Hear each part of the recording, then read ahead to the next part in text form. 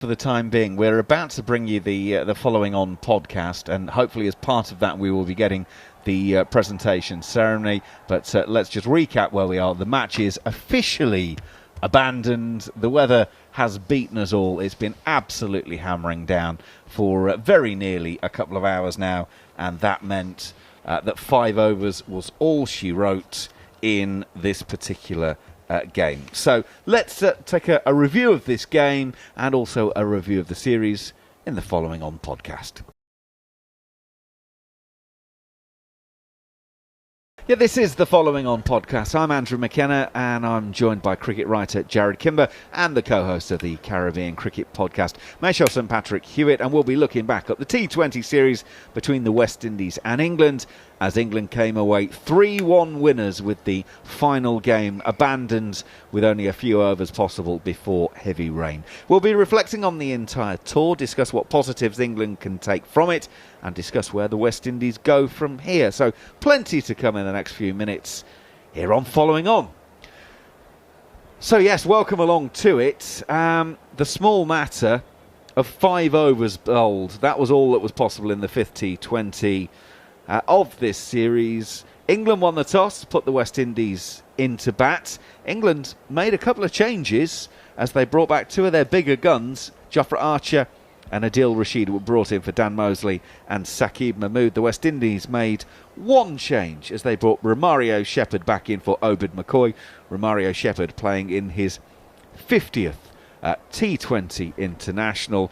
And the West Indies, well, there were some big shots. There were 6 boundary 4s and 2 6s hit, but there was an awful lot of mistimed efforts as well. But they were 44 without loss after 5 overs. Evan Lewis, 29 from 20. Shai Hope, 14 from 10 balls. England used 5 bowlers. Jofra Archer bowling 2 of them, 0 for 16. John Turner, 2 overs, 0 for 22. And Jamie Overton, 1 over, 0 for 5. And then it started raining, and it never relented. So England take the series 3-1, and that will be it for the course of that. Michel St Patrick Hewitt, overall reflections then on this series. Good series? Well, England take the honours, so they'll, first and foremost, it's a good series for them. 3-1 win in a 5-match test series. And I think that pretty much says what it says on the tin there. But my overall sentiments with the series having now come to an end is I'm just questioning still, again, with the World Cup 18 months away or just under 18 months away, what did this series answer any questions for either side? Dealing with the West Indies first, they still don't know who their 5 bowlers are, or 6 bowlers if they've even got a 6th bowler. They still want to chase, and that is easily their strongest suit. They were given the chance to bat first. They looked uncomfortable batting first. If you're a good coach going forward, you probably want West Indies to bat first in as many games as possible in what series remain before that particular World Cup. And they tried some new players. Terence Hine, did he really look like he's up to international standard? I mean, that's not for me to say, but the answer is no. So I don't think West Indies found out anything new about their team in this series. But at the same time, that's not me being overcritical of the West Indies, because I think some of that could be, you could say some of that about England as well. I'm not sure they tried some new players, England, but also did they really find out anything brand new as well? What's the one thing the West Indies kind of worked out? Evan Lewis is back-ish? Yeah, okay, that's a good one, actually. So that's about it, though, yeah, isn't it? Evan Lewis, they know they can go forward with him, left hand, right hand at the top. And maybe even Jarrod would say that maybe Shai Hope might be the one to partner Evan Lewis rather than Brandon King. So there's bits and pieces. Could you go all 3 of them as a top 3? Well, that's one of the dilemmas they've got to solve, because take out Brandon King for a second. The last 2 matches we saw, they chose to go in with 7 batters. Shimron Hetmeyer and Shafane Rutherford playing, and Roston Chase playing, and even in this last one, and Romario Shepherd playing. And remember, Andre Russell's got to come back into this side. So they haven't worked out the configuration of their top 6 and 7. I think they've got 1 batter too many. They're trying to fit too many in, which then affects how many bowlers they can use, and their bowling is not good to begin with. So there's still a myriad of problems on the West Indies going forward. But from the England perspective, like I say, we saw bits of Bethel and Mosley. I think there's definitely something there for those two. I don't know if we saw enough that says they've forced the England's hand above anybody else who comes back. We saw that Jofra Archer and Adil Rashid are still just as important as we always knew they were. But it just feels like, I know Jarrod's going to come in here, but for all the people who say bilateral series are questionable, I don't know how much both sides got out of this one. Yeah, I mean, this should be a series looking ahead, and I suppose that's how England played it a little bit more than the West Indies. West Indies went with a slightly more traditional side, a little bit of mucking around, as you said. They got some injuries and had to do some rotations in there. So I think England were trying some things. Obviously, England also has another series at the same time. So, maybe slightly split in the way that they're thinking about all those sorts of things. But yeah, no, I think there's no doubt that that's the case. But interestingly, and with England winning the first 3, batting second, we knew that there was a bit of an issue batting first. And so there was people saying, well, actually, if they win the toss in the last 2 games, bat first. And this was actually a point I made to Phil O'Wallace in the 4th game. And he was like, no, this is international sport. You're playing for your country. And I asked him the question, but if you're a batter struggling against leg spin, what do? You go to the net for an hour and you face leg spin. If you're a bowler who can't quite get a delivery right, what do? You go and practice it. The only way to practice batting first is by doing it. Now, actually, by quirk, by losing the toss in the 4th game, they ended up batting first and put 200 and plenty on the board. But interestingly, tonight, first of all, they've gone back with Archer and Rashid, 2 guys who, frankly, they don't need to learn anything else about. You might want to put more miles into Jofra, but that's a separate thing. But they won the toss and elected to field. Here was a chance. This, for me, is what bilateral series are all about. You're absolutely right. It's not a World Cup. It's not a Champions Trophy, whatever. This is your chance to not experiment, but put live practice. Live practice. I'm pretty sure I'm right in this, and I'd have to have a look. I covered this during the World Cup, that these are the 2 teams that win the toss and bowl first almost automatically. West Indies and England. They're like, it's just automatic for both of these teams. If I'm working with these teams, I would be having serious conversations going, we know we're good at this. What are we not good at, and how do we improve with that? Well, okay, so let's make sure from here on in that we have, let's say, 70% of the time when we win the toss, we're going to bat first, and let's try and get good at that. I don't see the point, because you get to a World Cup, and if you lose 4 tosses in a row, you might be going home. What's the point of that? It just seems so stupid to me. Well, exactly. I mean, I did the stats ahead of yesterday's game. So the last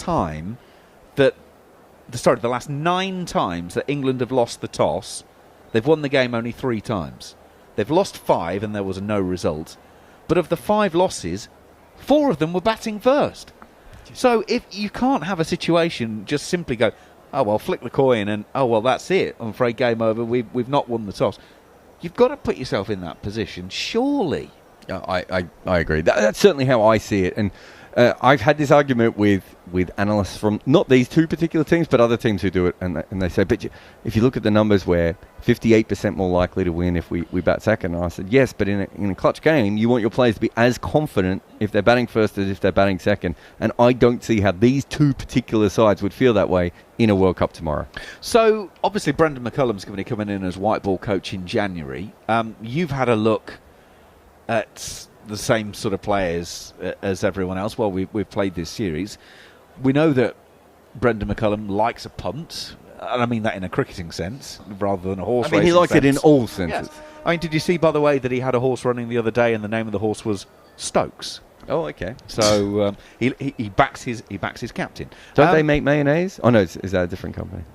That's Heinz. Stokes mayonnaise, isn't it? Look, the one posh person in the room knew it. Wow, okay, we're living and learning. Okay, I'm sorry, I just go for the supermarket own brand. I mean, I'm not shocked. Where were we going there? Oh, yeah, sorry, Brendan McCullum. I don't know how much Brendan McCullum influenced the selections on this tour, but there were a few youngsters. Do we think they've done enough, got enough credit from this to be persevered with? Because we know the reasons that some of them were here in the first place are other people being unavailable. Have they shown enough during these 3 ODIs, 4 and a bit T20s, to be considered worth pursuing with longer term? Look, I think Bethel will keep playing. I think he's done enough right across his short career so far. I think in this series, was he out once in this series? Yeah, he had 3 not outs. So he had a strike rate of 173 and an average of 127. That flatters him a little bit because he had all the not outs. But I certainly think he was a part of it. Mosley I'm a little bit more interested in because they seem very sure he's going to be a death bowler. And I feel a lot less sure that he's going to be a death bowler. And I'm not sure where his batting fits in right at the moment. So, but they've given them both opportunities. And Turner, I suppose, is the other one who, again, bowls at a decent pace, move the ball around at times. But it looked to me like Shai Hope saw him as the weak link in that bowling lineup. And I'm not sure Shai Hope's someone you want to, be absolutely going after your seamers. So, none of those are bad things. That's the sort of situation where you take that information away and you go, okay, so now we know a little bit more about these players than we did before. That has to be the objective of every tour, of every match, of every series that you play. What did you make of England then, Mash? I think they're in a better position than the West Indies. The next World Cup's in Indian Sri Lanka? Yep. Yeah, Indian Sri Lanka. I think if you ask me, like if it was tomorrow who's in a better position, then I'd fancy England before I'd fancy the West Indies. It's hard because but this isn't England's full side, so it's hard to make a kind of overall assessment of where they're at. What we can say is that I think they are stockpiling useful strength in depth. I'm not going to say good because I don't think we're there yet to make that particular argument, but certainly useful. There are players there that I think, whether it be a Bethel, I'm with Jarrod, I like the look of Mosley. I think there's something there. And even John Turner, Mahmood, I thought had a very good series. So that's what you want. You want players that you can kind of trial in bilateral series like this and say, okay, that we can work with that if we have to go to you. Whereas I'm not sure the West Indies can say that. Because I guess what you would want, if you're naming a World Cup squad of 15, 16 for the tournament, what you arguably want is 25, 26, who actually you could pick from. And if then you have an injury problem, whatever, you then know, okay, if we've got a left arm and go bust, bang, he's your man. If we need an opening batter, bang, he's your man. And so what it looks like is England are getting that depth at the moment. At the moment, the West Indies probably look like they've got 13, 14-ish. There might be a couple of selections that would be a bit either or. But they probably don't have that extra few that really drive the competition for places. It goes back to what you said at the start of this today's game, Macca. Rodman Powell gave that interview at the end of the 4th T20 where he said there's just not the fast bowling depth out there. They've tried Shamar Joseph, they tried Terence Hines. Shamar Springer came into the squad, didn't play a game. And I think what sums it up best for those who are trying to look at the West Indies and their trajectory, if you had to pick your 3 best fast bowlers, and I use the word fast loosely, in the Caribbean for a T20 World Cup team, Andre Russell is still in the top 3, and he shouldn't be. At 36 going on 37, he shouldn't be your 3rd best. He might even be 2nd, but he shouldn't be your 3rd best go-to seamer if you're building, and to use your phrase, a depth chart. Andre Russell shouldn't be on that list. He's there on merit, but he shouldn't be at 36, 37. I mean, if you look at the last CPL, the leading wicket takers, it's incredible. It's Noor Ahmed, Tikshana, Moti, Imran Tahir, Alzari Joseph, Pretorius, Moeen Ali, Waqar Salim Keel, David Visa, Sunil Narain, So you get down to Shamar Springer, who I watched bowl in the Super 50 recently and get... he bowled one very good spell in one game and got absolutely hammered in the other one. I'm not even sure he's a frontline bowler again. Another right-arm seamer who bowls about 135 to 138, of which they have a bunch of. It isn't as if there's heaps of names coming up. The next highest person on this list is Obed McCoy, who we saw in this series as well. And he looked about as athletic as the three of us do. I'd take exception to that, because I thought Obed McCoy looked like the Tin Man from The Wizard of Oz yesterday. It wasn't ideal the way he looked. I mean, he hasn't played since the CPL. He looked like someone who hadn't touched a cricket ball since the CPL. He's a brilliant athlete when he's moving correctly and everything else. He's a very big guy, and, fast bowlers who are big have problems. But I was watching O'Shane Thomas bowl the other day and get smacked in the Super 50. This isn't that. Kyle Mays has been one of the best bowlers I've seen in the Super 50 this time, and you can't really fit him in the side. He's another guy who bowls about 130 kilometres an hour as well. Yikes. I was going to say, the future is bleak. But you can see, but do you know what? Off the back of everything Jarrod just said there, that's why you can see why the West Indies squad that's played this particular series is basically the World Cup team. Because they haven't got they should have used it to try some depth out. Like, I don't know what's being gained here by playing the exact same 13 that you trust. Because say someone, okay, let me give you a quick analogy here, or quick example here. Let's just say, argument's sake, Gudakesh Moti and Akil Hussain and Alzari Joseph got injured before a World Cup. Well, they're finished. They've got nothing. Call up Sunil Narayan and ask him if he wants to come back. So I just think you always need to think worst case scenario. What if our three most important batters or bowlers got injured? What would we do then? And I'm not sure West Indies can answer that. Well, of course, I suppose that is the great thing for all sports administrators, coaches and whatever, is that throughput of talent. And it's something to always be worked on. In terms of where the teams go from here, the West Indies have some more home T20s coming up, don't they, Much? Yeah, so they end the year off with a multi-format series with Bangladesh. So they've got 2 test matches against Bangladesh starting, actually on Thursday is the first one. Then 3 T20s and 3 ODIs, and then it's Happy Christmas for everybody in the Caribbean. And what will let's do that in English. What will the expectations be in that series? It's Bangladesh. No, seriously. So you think they'll win 2-0? Bangladesh. I'm saying that the expectations have to be that they win the Test series, they win the T20 series, but the ODIs I'm willing to accept that Bangladesh are definitely a better ODI side than the West Indies. I think, Bangladesh's recent form is all over the shop, right? Because they beat Pakistan and played brilliant cricket, and then they basically forfeited the series against India. I actually think they're probably fairly similar to the West Indies, and if I'm Bangladesh, I'm thinking a 1-1 is a very, very doable prospect. I hear that, but it's not acceptable. Is what I'm saying. It's not acceptable. Sometimes you forget, Macca, that Mash is a school teacher by trade, don't you? It's not acceptable. You can do better.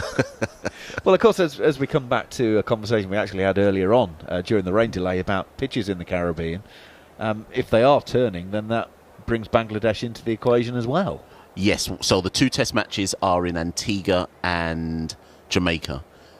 The expectation is that they are surely not going to produce 2 wickets, which aid Bangladesh. But remind me that I told you this in about 2 weeks' time. Right at the moment, who has the better seam bowling attack in Test cricket? Out of those 2 teams? No, Jarrod, I'm giving that one to the West Indies. Have you seen that Bangladesh bowlers? I know they've improved, but Jaden Seals, good bowler. Kimar Roach still in home conditions. With the juice balls, I like Shamar Joseph.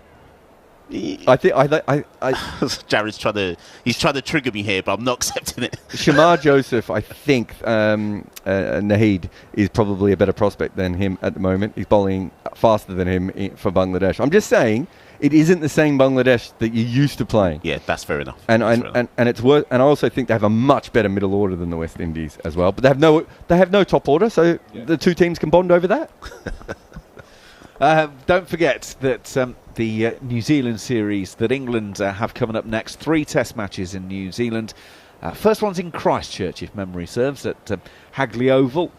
Every ball of that series will, of course, be exclusively live here on talkSPORT 2 and the talkSPORT Cricket YouTube channel. So there's going to be plenty more cricket coming your way in the lead up to Christmas. So we are a long way from done for the calendar year of cricket. Just a disappointing way to end this T20 series.